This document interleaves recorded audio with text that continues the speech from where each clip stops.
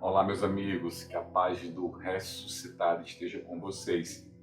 Nós queremos continuar a nossa aventura pelo conhecimento da Bíblia. Falamos um pouco na aula anterior sobre o Êxodo. Tá? Dissemos a vocês que o Êxodo é essa marcha para a liberdade. E o povo, consegue começar essa marcha, mas ela é penosa. É sobre isso que nós queremos falar na aula de hoje. Queremos falar sobre a marcha para a liberdade. Na aula anterior, o nosso objetivo foi fazer com que você compreenda que o povo judeu crê firmemente que foi Deus quem o libertou. Deus, com sua mão forte e poderosa, liberta o povo da escravidão. Outra coisa importante é que Deus toma partido. Ele toma o partido dos escravizados. O livro do Êxodo começa, com a constatação de que Deus ouve o clamor do povo escravizado e desce para libertá-lo. E aí ele conta, com Moisés. O começo do livro, do Êxodo marca a vocação de Moisés, o chamado que Deus faz a Moisés. Moisés teve uma participação muito importante neste processo, que culminou com a libertação do povo. Moisés havia crescido dentro da corte egípcia, então ele passou a conhecer as duas realidades, a do opressor e a do oprimido, e Moisés também tomou partido. Moisés tomou partido de Deus, Ele tomou o partido dos escravizados porque Deus, em primeiro lugar, tomou esse partido. E como foi Deus quem o chamou, então Moisés ele toma, o partido, de Deus. E ele vai ali, conduzindo o povo para essa marcha da liberdade, enfrentando, os desafios, da força, que vem do poder opressor. Ele enfrenta esses desafios, Deus vai com a sua mão forte e poderosa convencendo, o faraó de que precisa deixar o povo partir. Este enfrentamento foi um enfrentamento que causou muitos males, à própria corte egípcia. O povo egípcio sentiu a força da mão poderosa, de Deus. Na verdade, nós podemos traduzir isso como o resultado do conflito inevitável que mais cedo ou mais tarde acontece entre o opressor e o oprimido. Esse conflito nós podemos enxergá-lo na história ao longo do tempo. Se você dedica um tempo para estudar a nossa história, você vai ver que em muitos momentos esses conflitos eles se estabeleceram. Agora, qual é a diferença desse conflito? É porque nesse conflito o povo judeu acredita que é Deus quem o liberta. Muitos outros conflitos por aí, as pessoas elas atribuem a grandes líderes, a sua libertação. Por exemplo, se você vai na Índia, lá você vai encontrar muitas pessoas que são gratas, ao Mahatma Gandhi, por ter trabalhado duramente pela libertação do povo indiano, o povo que vivia debaixo da coroa inglesa. Então, em muitos lugares que você for, você vai ver pessoas atribuindo a grandes líderes, esses feitos. Aqui em Israel a diferença é que esse feito, que foi a libertação, é atribuído a Deus. Deus é libertador. E quando o povo sai, nós vamos encontrar uma canção, né, que é a canção, né, de Miriam. Né? Miriam, ela canta, né, uma canção. Nós vimos isso no vídeo anterior, né? Eu coloquei para vocês essa canção, que é um salmo cantado sempre na missa da vigília pascal. Né? O canto de Miriam já esteve na boca de muitos salmistas, né, pelo mundo todo, porque é um canto, né, da missa da vigília pascal. E assim que o povo sai, né, Miriam canta, né, em gratidão. Gratidão porque Deus, né, o libertou o seu povo da escravidão. E logo depois, né, desse canto, nós vamos encontrar aí, né, os grandes desafios que o povo vai enfrentar, os grandes desafios que o povo tem que enfrentar na marcha da liberdade. Né? Os primeiros grandes desafios estão relacionados à própria satisfação das necessidades básicas do povo. Né? Uma das primeiras reclamações que o povo faz é por causa da fome e da sede. Inclusive, alguns dizem assim: olha, é melhor voltarmos ao Egito, né? Porque lá, pelo menos, nós tínhamos comida no prato todo dia. E aí o povo está diante de um dilema, né? É melhor estar escravizado com o bucho cheio, né, do que estar nessa marcha para a liberdade com o bucho vazio. Esse dilema aí marca o povo, né, que marcha para a liberdade. Né? Alguns querem voltar porque pelo menos tem comida no prato. E aí nós estamos vendo que a marcha para a liberdade não é uma marcha tão simples, ao contrário, é uma marcha penosa. Né? Às vezes, né, aqueles que estão sob o regime da escravidão, eles caem na ignorância de achar que é melhor, né, não se manifestar contra, né, o regime da escravidão, porque pelo menos eles têm, né, o que comer. Na verdade, se cria, né, uma ideia, né, na cabeça de quem é escravizado, de que se eles começam a se manifestar contra aquela situação de escravidão, a situação deles pode ficar ainda pior. Então é melhor eles permanecerem com o pouco que têm, né? Mesmo, né, debaixo, né, de uma realidade dura, né, que é da escravidão, mas é melhor ficar com o pouco que tem, né? Porque pelo menos aí eles vão sobrevivendo.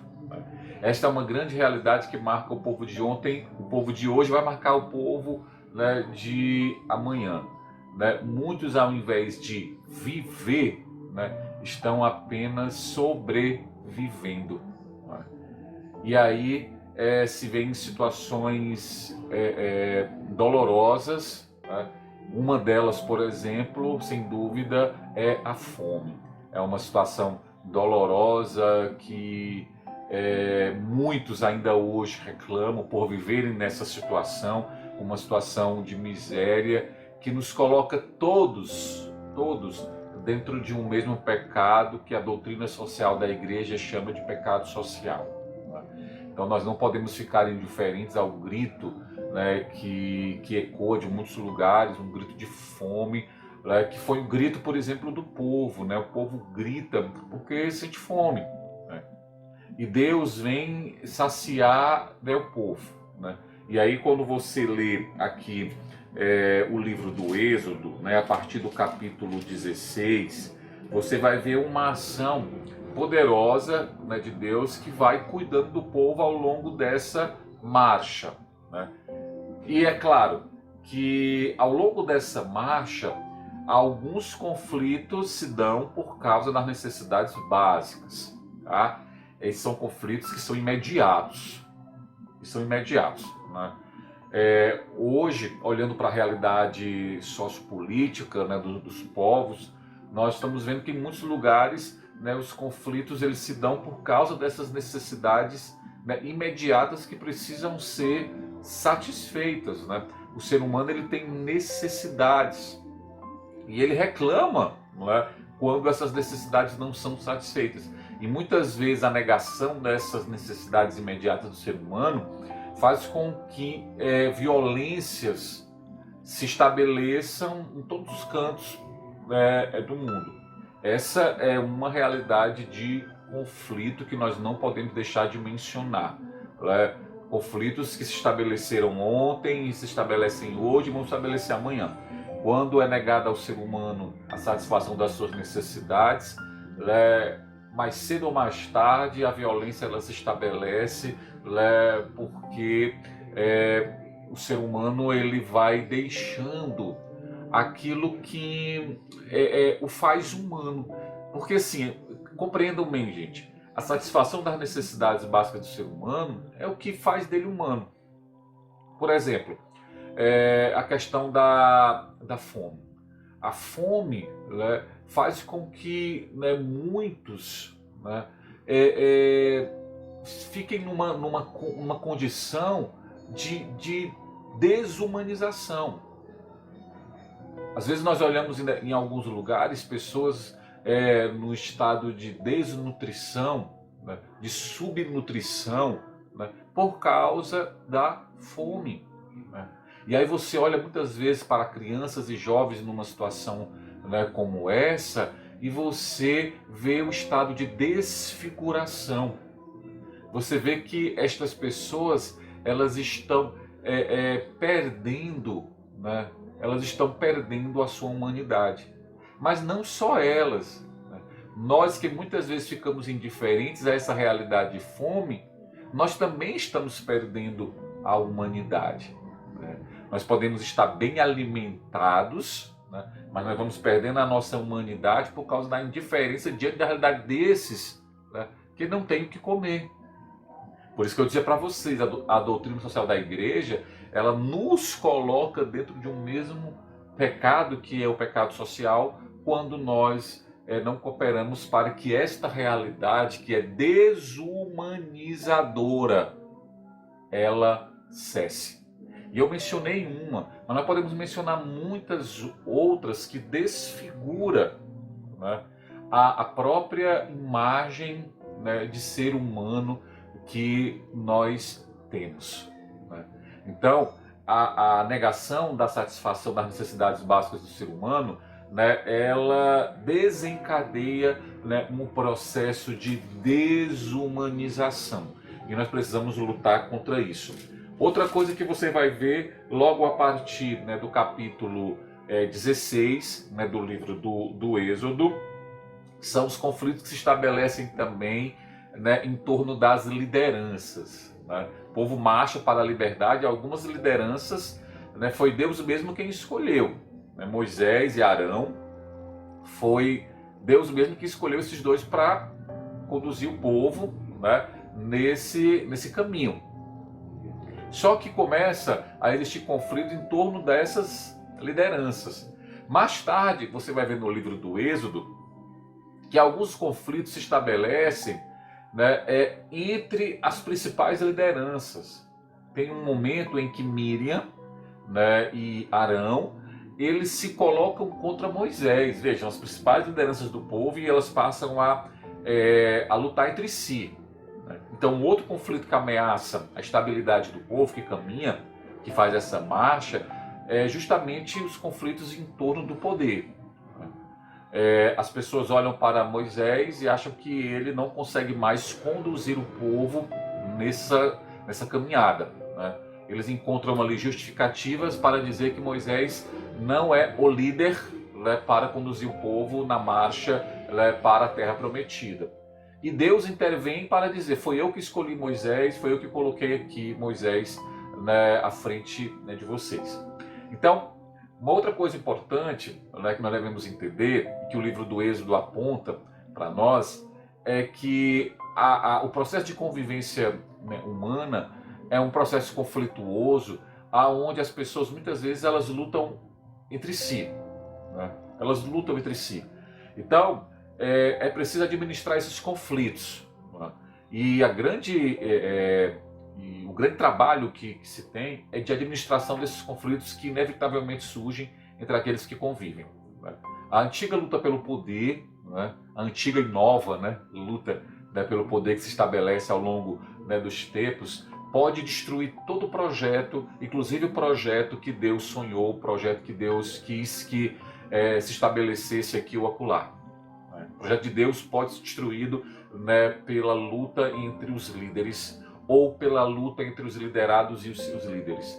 Então é importante, né, que se administre esses conflitos. E aqui, né, esses conflitos eles foram sendo administrados para que o povo ele continuasse, né, caminhando.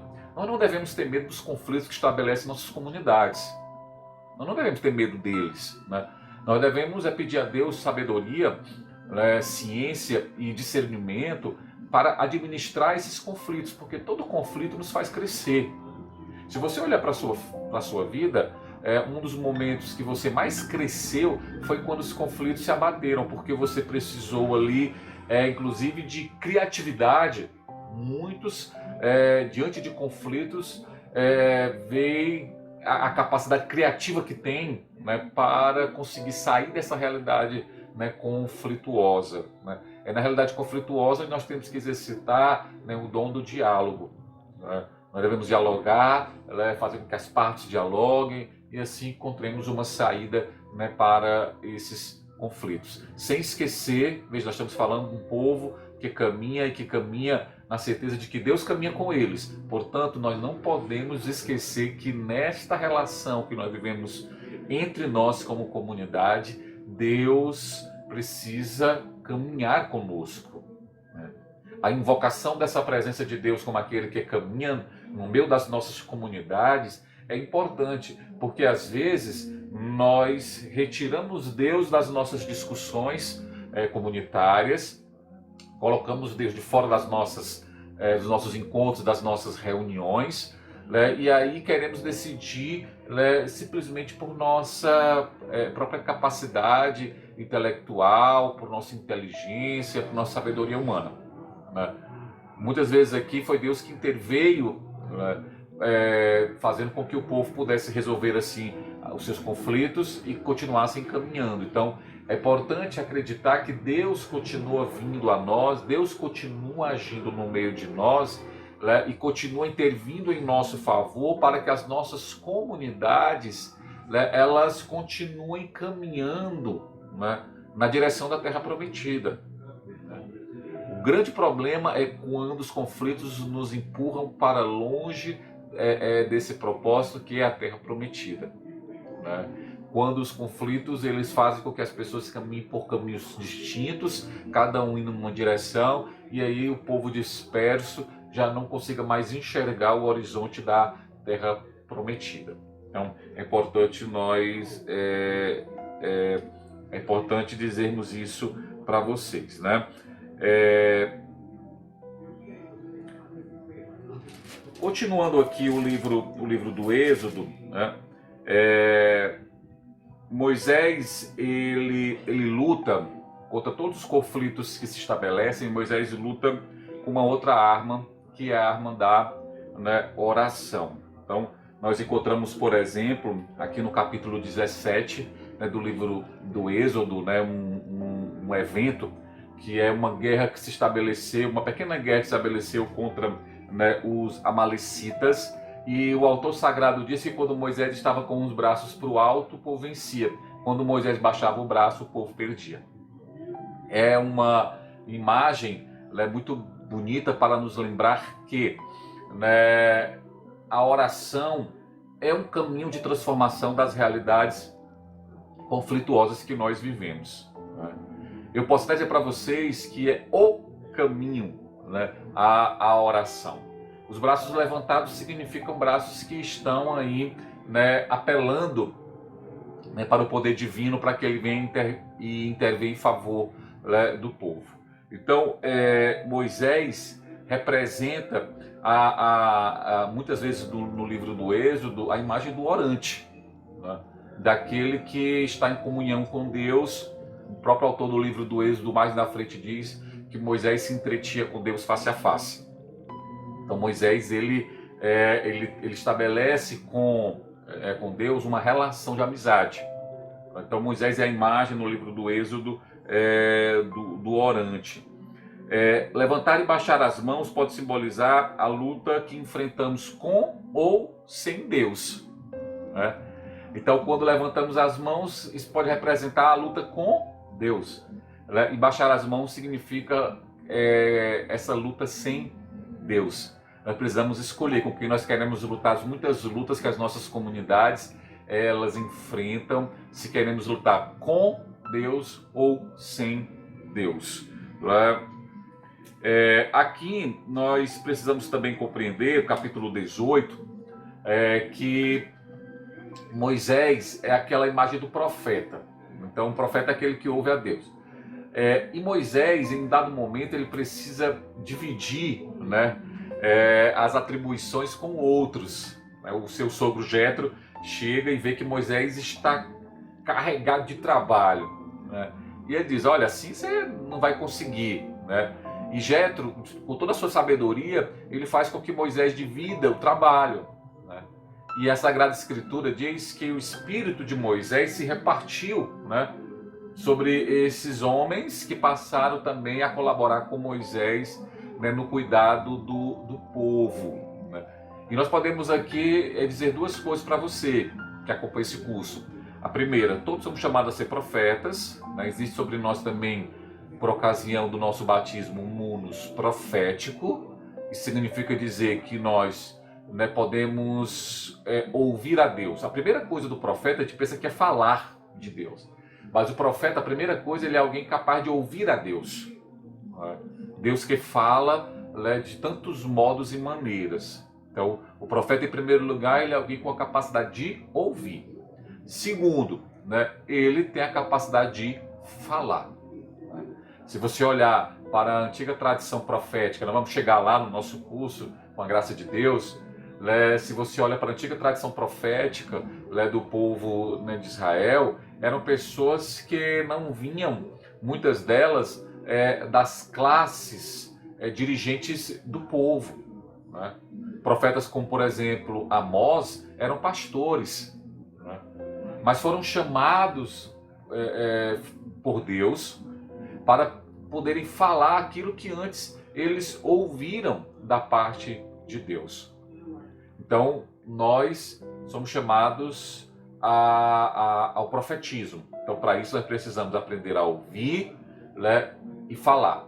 É Isaías que diz, Isaías faz uma oração, e ele diz assim, Senhor, dai-me o ouvido de discípulo.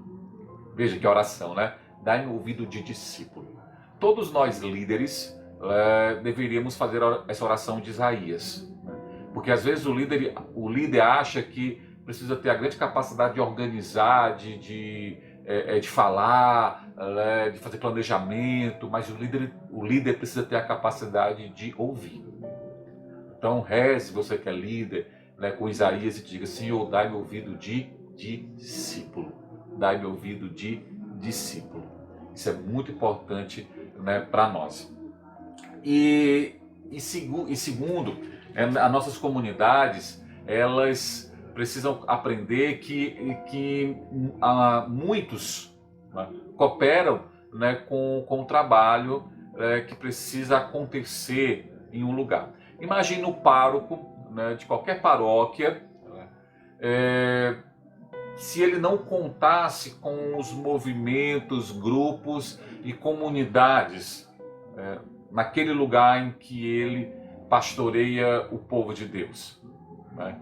Então, o padre, né, ele reconhece naquele lugar, enquanto pároco, né, que ele precisa, né, do povo, né? Aquele povo que se reparte em tantos grupos, movimentos, pastorais, comunidades, e ali, né, aquele povo coopera para que aquela paróquia ela consiga realizar o seu trabalho no lugar em que ela está. Aquilo que aconteceu aqui com Moisés é o que deve acontecer em todos os lugares. Um grande problema que nós sempre enfrentamos em qualquer lugar, seja em nossa casa, ou seja na comunidade, é a da centralização do poder. Nem sempre é fácil para os líderes dividir o poder, né? Às vezes, sem perceber, né? Alguns, até sem a má intenção, acabam centralizando o poder em torno de si, e isso causa um mal muito grande à comunidade, à família, à sociedade. Então é importante essa compreensão da necessidade de dividir, né? Moisés, ele teve que compreender isso, né? E dividiu, né, aquilo que Deus confiou a ele, né, com outros que passaram a ajudá-lo, né, no cuidado do povo. O livro do Êxodo é marcado por muitas teofanias, né? O que é isso? São manifestações de Deus, manifestações, vamos dizer assim, poderosas de Deus, né? Neste momento, o povo ele vive uma realidade aonde as manifestações da própria criação, né, eles compreendem como uma manifestação de Deus. Então, neste momento, você vai ver que as teofanias aqui, né, essa voz que o povo ouve do meio da teofania, do meio dessa manifestação poderosa de Deus, ela sempre vem acompanhada com fenômenos naturais, né? Sempre marcam essa teofania. Já no Novo Testamento, você vai ver que existe uma outra forma dessa teofania acontecer. Aquilo que nós podemos chamar de cristofania, né? A manifestação de Deus, já no Novo Testamento, ela se dá não acompanhada de fenômenos naturais, né? Mas ela se dá através do mistério da encarnação, né? Do Verbo, do Filho de Deus, né? Do Emanuel, Deus conosco. Aí se dá uma verdadeira cristofania. Então, momentos como o batismo, né? A transfiguração, né? A crucificação, são momentos assim decisivos para que essa cristofania ela se dê a conhecer ao povo. Já que no Antigo Testamento, por muitas vezes, essa teofania ela vem acompanhada de fenômenos naturais. O povo compreendia, né, que esta voz de Deus era ouvida e precisava ser ouvida, né, através desses fenômenos naturais, né, que se manifestavam e que tinham sentido para o povo, né, que vinham carregados de simbolismo para o povo que caminhava pelo deserto. E aí nós chegamos aqui ao decálogo, nós chegamos aqui aos mandamentos. O povo que caminha pelo deserto é um povo que precisa se organizar. Como é que o povo se organiza sem lei, né? Dá para imaginar a organização de um povo sem lei? Né? Não dá.